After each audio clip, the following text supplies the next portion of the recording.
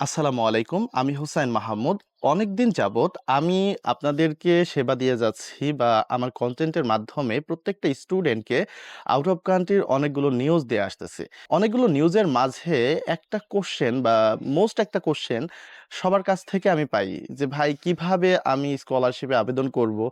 বা আমার ইউনিভার্সিটি যাচাই করা উচিত কিভাবে? অনেকগুলো ইউনিভার্সিটি সেখানে আছে।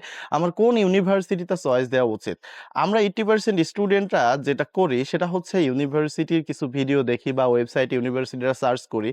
সার্চ করার পরে আমরা ওই ইউনিভার্সিটির চয়েস দিয়ে দিই। অথবা দেখি যে ওই ইউনিভার্সিটিতে কোনো বাংলাদেশি ভাই পড়াশোনা করতেছে কিনা বা ওই ইউনিভার্সিটির কতটুকু কি আছে না আছে এগুলো দেখি। বাট গভর্নমেন্ট স্কলারশিপে অ্যাপ্লিকেশন করার সময় আপনারা যেভাবে ইউনিভার্সিটিটা সার্চ দিবেন সে আমি ইরাক দিয়ে যদি আপনাকে বোঝাই তাহলে হয়তোবা আপনি পুরো বিষয়টা ক্লিয়ার হবেন। সো বর্তমানে ইরাকিয়ান গভর্নমেন্ট স্কলারশিপের মাধ্যমে আপনি অ্যাপ্লিকেশন করার সময় দেখবেন যে প্রায় ৩০ টার অধিক ইউনিভার্সিটি আছে। সো আপনি কিভাবে ইউনিভার্সিটিটা চুজ করবেন? ফার্স্ট অফ অল আপনি চেষ্টা করবেন জাস্ট একটা সাবজেক্টে অ্যাপ্লিকেশন করা প্রত্যেকটা স্কলারশিপে। সো আপনি চিন্তা করলেন যে আমি মেডিকেল রিলেটেড কোনো একটা সাবজেক্টে অ্যাপ্লিকেশন করব ইরাকের গভর্নমেন্ট স্কলারশিপের মাধ্যমে বা অন্যান্য স্কলারশিপের মাধ্যমে। সো আপনি যখন চিন্তা করবেন অলরেডি আপনার সাবজেক্টটা অলমোস্ট ডান। জাস্ট আপনি একটা সাবজেক্ট বেছে নিয়েছেন আপনার স্কলারশিপের জন্য। পরবর্তীতে আপনি যেটা করবেন পেন অ্যান্ড পেপার নিয়ে বসে যাবেন। ওই পোর্টালের মাধ্যমে কতগুলো ইউনিভার্সিটিতে অ্যাপ্লিকেশন করা যায়, প্রত্যেকটা ইউনিভার্সিটির নাম আপনি লিখবেন যে সকল ইউনিভার্সিটিতে আপনার কাঙ্ক্ষিত সাবজেক্টটি আছে।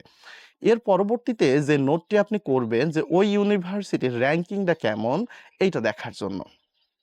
সো ওই ইউনিভার্সিটির র‍্যাংকটা আপনি দেখবেন যে কোন ইউনিভার্সিটির র‍্যাংক সবথেকে ভালো বা কোন ইউনিভার্সিটির র‍্যাংক সবথেকে খারাপ। এই সাম আপটা করার পরে পরবর্তী যে বিষয়টা আপনার করবেন যে ওই ইউনিভার্সিটিতে মেডিকেল স্টুডেন্টদের সুযোগ সুবিধা কতটুকু এটা যাচাই করার চেষ্টা করবেন। এটা খুবই সহজ। আপনি যদি চান তাহলে আপনি অবশ্যই অনলাইন পোর্টাল থেকে তাদের সমস্ত কিছু আপনি দেখতে পারবেন। এর পরবর্তীতে আপনি চেষ্টা করবেন প্রত্যেকটা ইন্ডিভিজুয়াল ইউনিভার্সিটি যে পোর্টালগুলো আছে বা হেল্প ডেস্ক আছে তাদের মেইল অ্যান্ড নম্বর ২ টাই থাকে।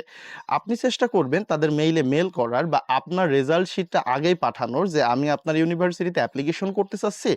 সো আমার এতটুকু রেজাল্ট আছে। এই ক্ষেত্রে আপনারা কি মনে করেন যে কতটুকু আমি হেল্পফুল হতে পারি?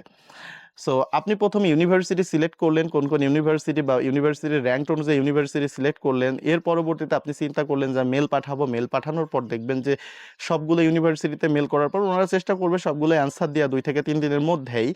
সো সেগুলো কালেক্ট করার পর আপনি ডিসাইড করবেন যে কোন ইউনিভার্সিটিতে আপনার জন্য বেস্ট হয়। অনেক স্টুডেন্ট আছেন যে 90% আপনাদের মার্কস আছে বা 95% মার্কস আছে। পুরোপুরি মার্কস আপনাদের নাই বা পুরোপুরি মার্কসটা আপনি অ্যাকোয়ার করতে পারেন নাই। সেই ক্ষেত্রে আপনি কি করতে পারেন? আপনি চেষ্টা করবেন যে র‍্যাংক অনুযায়ী একটু কম র‍্যাংকের ইউনিভার্সিটিতে অ্যাপ্লিকেশন করার। তাহলে দেখবেন যে আপনার ওই রেজাল্টটি আপনার জন্য কার্যকারী হবে।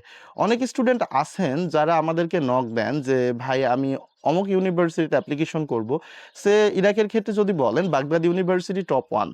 সো আপনি যদি বাগদাদ ইউনিভার্সিটির কথা চিন্তা করেন, সেই ইউনিভার্সিটি এনভায়রনমেন্ট এর কথা চিন্তা করেন, তো অন্যান্য ইউনিভার্সিটি থেকে তার এনভায়রনমেন্টটা ভালো হবে। এটা 100% সিওর। বাট একটা বিষয় তো আপনাকে মাথায় রাখতে হবে, আপনার রেজাল্ট অনুযায়ী একটা র‍্যাংকড ইউনিভার্সিটিতে পড়াশোনা করা সত্যই চাট্টাখানিক ব্যাপার না। সো প্রত্যেকটা খুঁটিনাটি ইনফরমেশন যখন আপনি গ্যাদার করবেন, গ্যাদার করার পর আপনি স্কলারশিপ অ্যাপ্লিকেশন করবেন, আশা করি আপনি নিরাশ হবেন না। তাই প্রত্যেকটা স্টুডেন্টের বা প্রত্যেকটা ক্যান্ডিডেটের কাছে আমার একটাই রিকোয়েস্ট, প্রত্যেকটা ইউনিভার্সিটি এবং ইউনিভার্সিটির ডিটেইলস পড়েন।